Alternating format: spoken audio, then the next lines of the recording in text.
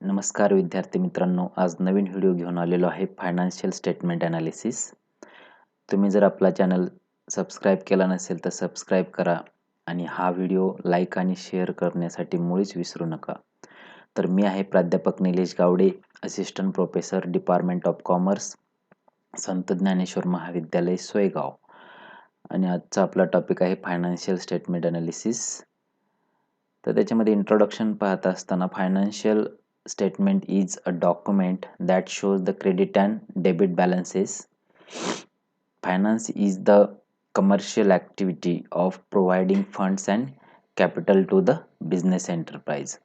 The financial statement indicates the financial health of business enterprise expressed in terms of credit and debit balances through the position statement and income statement. Thus, the term financial statements generally refers to basic statements. One, the position statement or the balance sheet, and another one is the income statement or the profit and loss account. की financial statement जे आहे ते काय की एक document आहे की जे डेबिट आणि क्रेडिट बॅलन्सेस शो करतं. आणि ते कशा प्रकारे तर आपण पाहतो की बॅलन्स शीटमध्ये आपल्याला ॲट द इयर एंड म्हणजे 31 मार्चला त्या बिझनेसची फायनान्शियल पोझिशन काय आहे हे त्या पर्टिक्युलर डेटच्या दिवशी कळत असते. की बॅलन्स शीटमध्ये दोन्ही साईडला काय असतं की एका साईडला लॅबिलिटीज आणि एका साईडला ॲसेट्स असतात आणि त्यावरून आपल्याला त्या बिझनेसची financial position at the year end समजत असते. अगदीच त्याचप्रमाणे वर्षभरामध्ये त्या बिझनेसने कोणते खर्च केलेले आहेत आणि कोणतं उत्पन्न मिळालेलं आहे म्हणजे की आणि त्यातून त्याला प्रॉफिट झाला आहे की लॉस झाला आहे हे कशावरून आपल्याला कळतं तर प्रॉफिट अँड लॉस अकाउंटवरून कळत असतं. आणि तेच त्यालाच आपण काय म्हणतो इन्कम स्टेटमेंट. तर नेक्स्ट आपण त्याचं मिनिंग पाहूया की financial statement analysis refers to study of relationship among the various financial factors in a business as disclosed by a single set of statements and study of the trend of these factors as shown in a series of statements. The main purpose of financial statement analysis is to assess the profitability and financial soundness of the firm. The term financial statement analysis includes both term. Okay, one is analysis and another one is interpretation. The term analysis refers to simplification of financial data by using the techniques of classification of the data revealed by the financial statements, and on other side the term interpretation refers to the explanation and significance of the data simplified. आणि मग आता according to John N मायर यांच्यानुसार की financial statement ॲनालिसिसची व्याख्या आपण पाहूयात की त्याच्यामध्ये the financial statements provide a summary of the account of business enterprise, the balance sheet reflecting the assets, liabilities and capital as on certain date. An income statement shows the results of operations during a certain period. की मगाशी सांगितल्याप्रमाणे की balance sheet आपल्याला ठराविक डेटला आपल्या बिझनेसमध्ये किती ॲसेट्स आहेत, कोणत्या लिॲबिलिटीज आहेत आणि आपला कॅपिटल बॅलन्स किती आहे या पर्टिक्युलर डेट दिवशी म्हणजे ॲट द इयर एंड आपल्याला बॅलन्स शीटवरून आपल्याला या फिगर्स मिळत असतात. आणि त्याच वेळेस काय होते की प्रॉफिट अँड लॉस अकाउंट आपल्याला त्या बिझनेसचं इन्कम स्टेटमेंट शो करत असते. नेक्स्ट आहे नेचर ऑफ फायनान्शियल स्टेटमेंट. तर नेचर पाहत असताना आपण फर्स्ट नेचर आहे की recorded facts.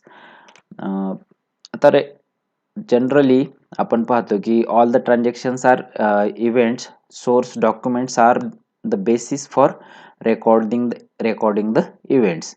There are three basic records in accounting. तर कोणकोणते तर एक जर्नल, दुसरा आहे लेजर आणि तिसरा आहे कॅश बुक. तर journal is prepared to record daily transactions आणि ledger is a group of accounts आणि cash book is exclusively prepared for cash transactions. पण आता हे जे आहे ते म्हणजे सर्व काय की वेगवेगळे प्रिन्सिपल वापरून आपल्याला अकाउंटिंग ठेवावं लागत असतं. तर ते कोणते ह्याच्यानुसार तर American institute of certified public accountant states the nature of financial statement as follows. आता ते कशा प्रकारे, तर financial statements are prepared for the purpose of presenting a periodical review of reports on progress by the management and deal with the status of investment in the business and the results achieved during the period under review. They reflected a combination of recorded facts, accounting principles and personal judgement. आता याच्यापैकी आपण पहिल्यांदा पाहतोय की recorded facts. आता recorded facts म्हणजे काय? It refers to the facts that have been recorded in the basic records. The accounting records are maintained at actual cost. All the transactions are supported by source document that shows the original cost. Thus, original cost is the basis for recording transactions.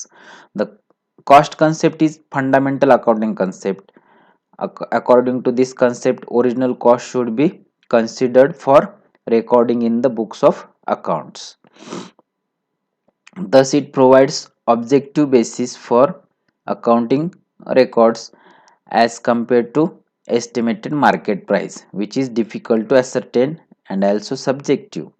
Therefore, the figures of various items such as cash in hand, cash at bank, sundry debtors, bills receivables, fixed assets, etc. are shown at cost price recorded in the accounting records. Next feature is accounting principles. The accounting is a language of business. It is a system of words used in the art and science of recording transactions in accounting discipline. It is a system of rules of conduct or method of practice. Thus, accounting discipline based on certain principles. The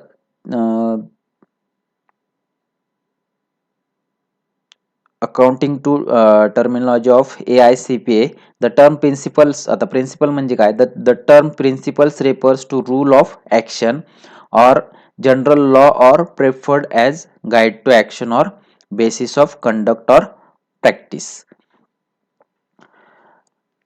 मग आता याच्यामध्ये आपल्याला हे accounting principal जे आहे त्याच्यामध्ये दोन part केले जातात, की एक अकाउंटिंग कन्सेप्ट्स. मग आता त्याच्यामध्ये वेगवेगळ्या कन्सेप्ट असतील, की आपल्याला accounting concept is an idea or abstract principle. आणि नेक्स्ट आहे की accounting conventions. Accounting conventions are the traditional and hence it is a specific practice of long standing, that is custom. Next principle आहे personal judgement, की आपण पाहतो म्हणजे एखादा management accountant असेल तर त्याला वेगवेगळे मेथड अवेलेबल आहेत प्रत्येक गोष्टीचं रेकॉर्ड ठेवण्यासाठी. For example, personal judgement of management accountant plays vital role. For example, valuation of stock is very important. Management accountant has to select proper method of valuing stock among the alternative methods. आता त्याच्यासाठी वेगवेगळ्या method आहेत, की FIFO असेल, first in first out, LIFO असेल, last in first out, किंवा average cost असेल, base stock असेल. तर यापैकी कोणतीही एक निवडण्याचं स्वातंत्र्य कोणाला आहे, तर त्या अकाउंटंटला आहे. For evaluation of materials he has to make his personal judgement, म्हणजे हे एक त्याचं फीचर आहे. नेक्स्ट आहे की पॉस्च्युलेट्स. आता पॉस्च्युलेट्स म्हणजे काय, तर assumptions. Accounting records are based on certain postulates or assumptions. For example, going concern असेल. आता कॉमर्स हे काय एक सोशल सायन्स आहे, आणि बाकी जे सायन्स असते म्हणजे फंडामेंटल सायन्स, त्याच्यामध्ये आपण कुठेही गेलो तरी एकच रूल असतो. परंतु या ठिकाणी सोशल सायन्समध्ये कॉमर्स हे काय की सोशल सायन्समध्ये येतं, आणि या ठिकाणी काही अजम्पशन्स आपल्याला मानावे लागत असतात. तर all the disciplines of social sciences, for example economics, management, sociology, psychology, accounting are based on the assumptions or postulates. The accounting discipline is also based on certain assumptions. For example, business organization is treated as a going concern. हे काय झालं की आपले financial स्टेटमेंटचे nature झाले. आता आपण त्याचे ऑब्जेक्टिव्ह पाहूयात. तर फर्स्ट ऑब्जेक्टिव्ह आहे to help the management planning and forecasting the profit, की बिझनेसचं प्लॅनिंग करण्यासाठी आणि प्रॉफिटचं अनुमान काढण्यासाठी म्हणजे फोरकास्टिंग करण्यासाठी याचा फर्स्ट ऑब्जेक्टिव्ह आहे फायनान्शियल स्टेटमेंटचं. नेक्स्ट ऑब्जेक्टिव्ह आहे to provide accounting information to assist management in decision making. Next objective काय आहे की ही अकाउंटिंग इन्फॉर्मेशन मॅनेजमेंटला पुरवणं की डिसिजन मेकिंगसाठी. Next objective to provide information about sources and uses of fund. की फंडचे काय असतात बिझनेसमध्ये वेगवेगळे सोर्सेस आणि युटिलायझेशन सुद्धा आपल्याला त्या फंडचं करावं लागत असतात. तर हे फायनान्शियल स्टेटमेंटमुळं माहिती मिळत असते. Next to provide information regarding operating profit. म्हणजे बिझनेसच्या डे टू डे बिझनेस करून जी प्रॉफिट मिळणार आहे त्याला काय म्हणायचं ऑपरेटिंग प्रॉफिट. नेक्स्ट आहे की to provide information regarding changes in working capital and cash flow.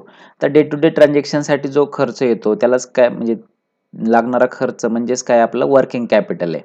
आणि कॅश फ्लो म्हणजे जे ट्रान्झॅक्शन डे टू डे कॅशमध्ये होणार आहेत त्याची इन्फॉर्मेशन या फायनान्शियल स्टेटमेंटमुळे मिळत असते. To show operating profit or loss for a particular year.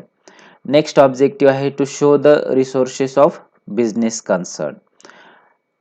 आणि last objective to measure liquidity, profitability and management efficiency of a firm. त्या पर्टिक्युलर बिझनेसची लिक्विडिटी आणि प्रॉफिटेबिलिटी हे आपल्याला या फायनान्शियल स्टेटमेंटमुळे माहीत होत असते. परंतु काही या फायनान्शियल स्टेटमेंटचे टाइप्स आहेत. आता आपण types of financial statement analysis पाहूयात. तर पहिला टाइप आहे की द इन्कम स्टेटमेंट. आता इन्कम स्टेटमेंटलाच आपण काय म्हणतो profit and loss account. Income statement is prepared to ascertain the operational position of the firm. It shows the revenue earned and expense incurred during the year. After recording all the revenues and expenses of a particular year, it shows either excess of revenue over expenses. आता excess of revenue over expenses म्हणजेच काय तर profit, and excess of expenses over revenue म्हणजेच काय होईल तर loss. Thus, it shows profit and loss of a particular year. Next type आहे की बॅलन्स शीट. तर बॅलन्स शीट इज म्हणजे काय तर the American institute of certified public accountants defines balance sheet as a tabular statement of credit and debit balances carried forward after an actual and constructive closing of books of accounts that kept according to accounting principles. सर्व accounts close करून जो balance येईल आणि त्याच्यातून जे आपण ledger बनवलेले ते म्हणजे बॅलन्स शीट. नेक्स्ट टाइप आहे की स्टेटमेंट ऑफ रिटेन अर्निंग. आता स्टेटमेंट ऑफ रिटेन अर्निंग मध्ये काय तर दोन आहे की concept. The term retained earning refers to secure and keep for application the excess of revenue over outlays for possible future use of application in a given period of time. A statement of retained earning is also known as profit and loss appropriation statement. The statement of retained earning म्हणजेच काय तर profit and loss appropriation account. Next type आहे की financial statement अनालिसिसचा statement of changes in financial position. The two basic financial statements disclose the net effect of the various transactions on the operational and financial position of the business. The income statement indicates the resources provided by operations, and other hand, the balance sheet or the position statement provides a static view of the resources and uses in terms of liabilities and assets of the business as on particular date. तर हे काय झाले की types of financial statement analysis झाले. त्याच्यानंतर आपण पाहूयात की टाइप्स ऑफ फायनान्शियल अनालिसिस. आता फायनान्शियल अनालिसिसचे टाइप पाहत असताना त्याचे मूळ दोन प्रकार पडतील. एक on the basis of material use आणि दुसरा प्रकार एक on the basis of modus operandi. आता on the basis of material use मध्ये पहिला प्रकार पडेल की एक्सटर्नल अनालिसिस आणि दुसरा प्रकार पडेल की इंटरनल अनालिसिस. आता एक्सटर्नल अनालिसिस मध्ये काय की त्याच्या नावाप्रमाणेच this type of analysis is done by outsiders और external people who do not have any access to the books of accounts or records maintained by the firm. The term outsiders includes creditors or suppliers, investors, government agencies and the general public. तर हे काय झाले, बाहेरची लोक झाली आणि त्यांनी केलेलं अनालिसिस म्हणजे एक्सटर्नल अनालिसिस. आणि नेक्स्ट आहे की इंटरनल अनालिसिस. आता this analysis is done by person who have direct access to the books of accounts of the firm. This type of analysis is done for the managerial functions and generally it is conducted by the executive किंवा employees of the business organization. The next main type financial अनालिसिसचा आहे की on the basis of modus operandi. आता modus ऑपरेंडीचे पुन्हा आणखीन दोन प्रकार पडतील की हॉरिझॉन्टल अनालिसिस आणि व्हर्टिकल अनालिसिस. आता हॉरिझॉन्टल अनालिसिस मध्ये it refers to the comparison of financial data of company for a number of years are reviewed and analyzed. In other words, the current year figures are compared with the standard or base year. तर याच्यामध्ये काय की current year figures या base इयरशी compare केलेले असतात. Next आहे की व्हर्टिकल अनालिसिस. आता vertical analysis refers to the study of relationship of the various items presented in the financial statement of a particular accounting year.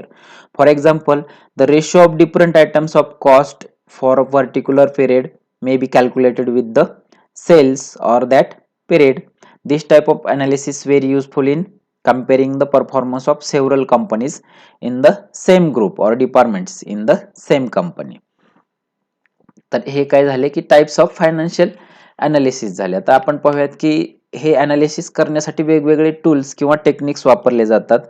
आता त्याच्यापैकी पहिलं टेक्निक जे आहे ते आहे comparative financial statement. The comparative financial statements are statement of financial position which have been designed to provide time perspective to the consideration of various elements of financial position which is expressed in such statements. These statements are statements of financial position at different period of time. आता याच्यामध्ये आणखीन की comparative income statement येतं आणि comparative balance sheet येतं. Next आहे की common size financial statement. आता कॉमन साईज फायनान्शियल स्टेटमेंट मध्ये काय येईल, कॉमन साईज फायनान्शियल स्टेटमेंट त्याच्यामध्ये बॅलन्स शीट आणि income statement shows the analytical percentage. For these figures reported in the financial statements are converted into percentage by taking some common base. Thus the figures in common size statement are shown as percentage of total asset, total liabilities and total sales. की common size financial statement मध्ये ज्या बी figure असतील त्या percentage मध्ये दाखवलेले असतात. Next technique आहे की trend percentage. This technique is useful in order to make comparative study of the financial statements for several years. The financial statement may be analyzed by computing trends of series of information. The information for number of years is taken up and any one year, generally the first year, is taken as base year. Any intervening year may be also be taken as the base year. The base year should be carefully selected. The base year should be normal period. Next technique आहे की fund flow analysis. आता fund flow analysis मध्ये काय आहे की fund flow analysis is an important tool for financial analysis. Bankers, financial institutions and financial managers. This is because the balance sheet of business firm reveals its financial position with balances of liabilities and assets. It shows only balances of liabilities and assets at the end of the year. The fund flow analysis reveals the changes in working capital in terms of increase and decrease in working capital. This type of analysis shows the sources and uses of funds during the year. Fund flow मध्ये काय काय असतं, तर sources of funds and uses of funds. Next आहे की cash flow analysis. Next technique आहे cash flow analysis. This financial statement reveals the changes in cash position from one financial year to another.